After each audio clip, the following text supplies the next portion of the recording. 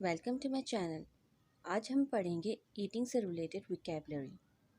Now first one is look. Look means چاٹنا، جیسے ice cream لک کرتے ہیں. Second word is aroma. Aroma means کھانے کی خوشبو. ایروما مینس کھانے کی خوشبو. نیبل. Nibble means کترنا. ویسے تو ماؤس نیبل کرتے ہیں، کیرٹ بھی کر سکتے ہیں. ایپیٹائٹ. ایپیٹائٹ مینس بھوک.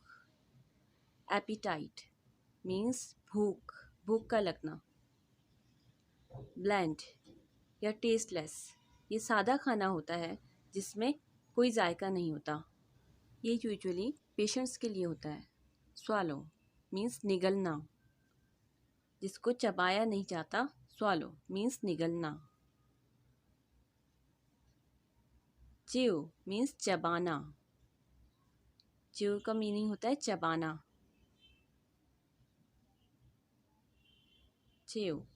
Heart burn means تیزابیت.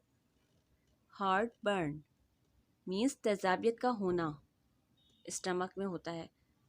اسٹارو مینس فاقہ کرنا. جن کو بہت کئی دن تک پیٹ بھر کے کھانا نہیں کھایا ہوتا اس کو کہتے ہیں فاقہ، اسٹارو. لوف مینس روٹی کا ٹکڑا، یا میٹ لوف بھی ہو سکتا ہے، مطلب گوشت کا ٹکڑا.